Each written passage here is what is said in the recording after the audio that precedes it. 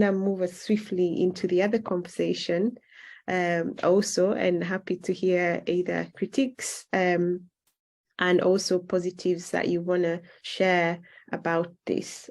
So it's the LGBT History Month, February is, and again, I'm considering where we are. We're based in West Yorkshire and scattered around different parts of West Yorkshire.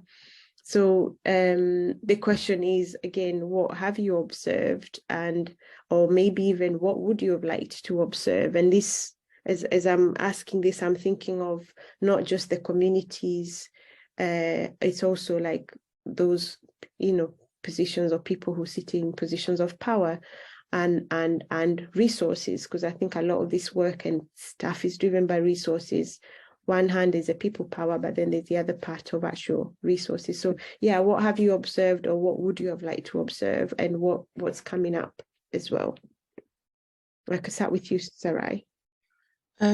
So I guess with LGBTQ plus History Month, I am seeing a lot more people kind of talk about like Black queer people in history online. And I think a lot of people want to see that because it's representation at the end of the day. Not everybody wants to see a white gay man for the 5th year in a row about what they've done.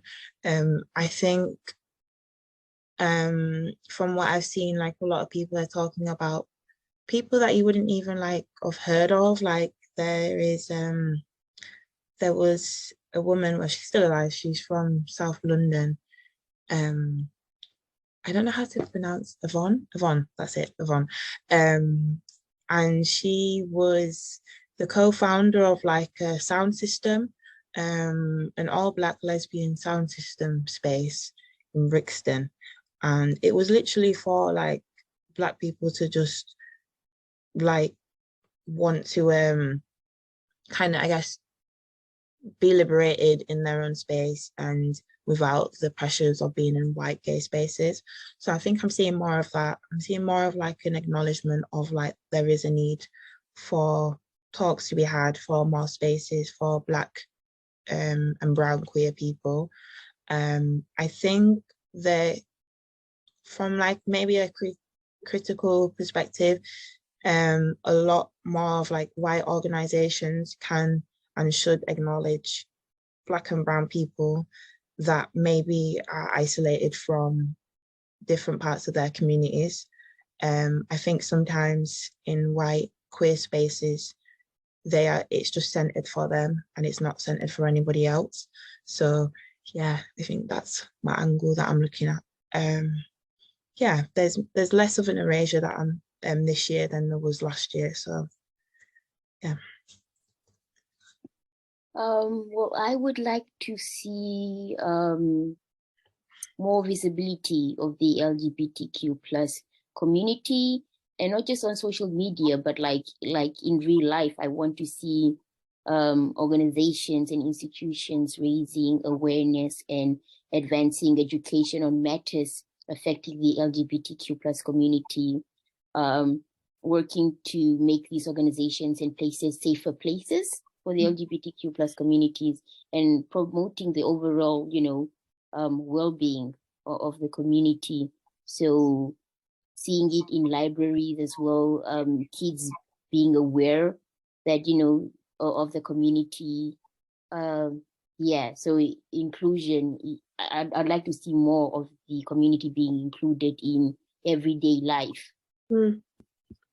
Yeah, no, thank you both for that. I think there's maybe two things of the fact that as an organization, we kind of like focus on race and talk and how race intersects with other identities and oppressions, which is kind of where like the conversation that Sarai you're offering around, for instance, the racialized communities that exist within the LGBT community that have often either been invisibilized, but also other issues like class, like migration. And I think with this one, there was something for me as you were speaking and also Boara, in terms of visibility, that sometimes visibility can mean that somebody's doing something as opposed to really understanding.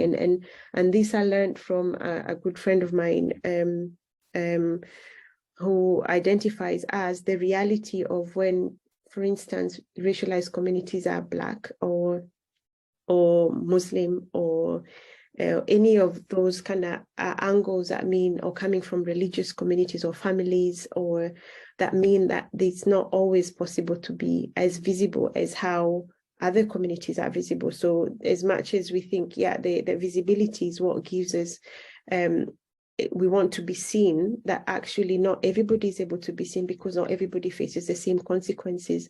And it made me realize, again, similar to the analysis we were given about people who are able to go on strike, that it's not possible for some of our racialized communities to go out to the marches, to come out, or even say verbally in the communities, because of the consequences that come with, whether it's with the churches or the religious places that they come from, their families, and how their families perceive that being able to put it out. So I just wanted to kind of add that on, because sometimes they, and this is conversations again with some of our communities we've had, just saying it has been met with consequences outside of those rooms, and this is saying it in spaces that you would think are safe, has been met with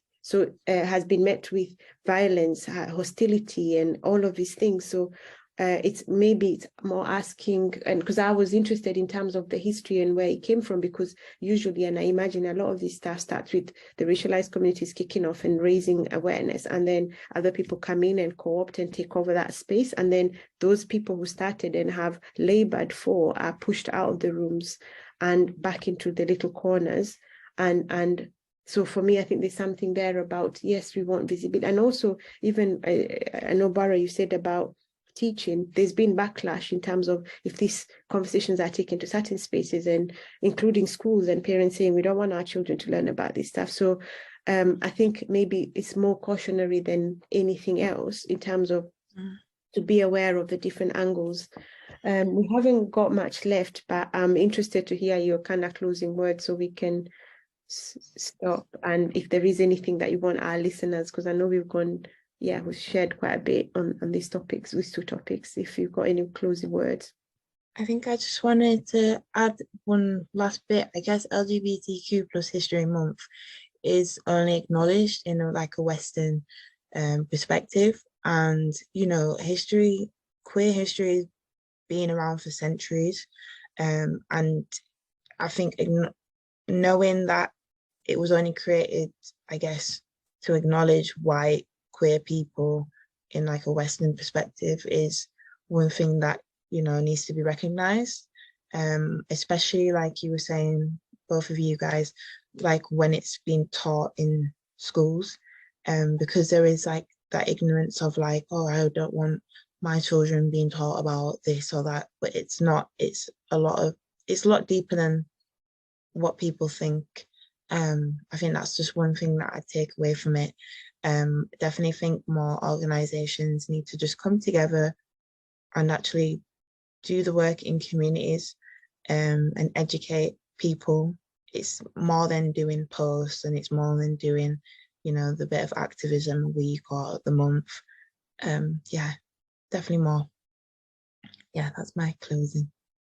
Yeah, my closing is to support these local groups and people and organizations that talk about the difficult issues that they are experiencing. It doesn't have to be big changes, even small changes like just supporting these people, or showing up and going to events just to show yourself as an ally as well, goes a long way to people from these communities. Yeah. Thank you so much, and for your thoughts, for your depth, for your sharings, and to our listeners, this has been Boara, Sarai, and myself, Penny, from the Racial Justice Network, but doing this program on Catalyst. Thank you. Thank you. Thank you. Bye.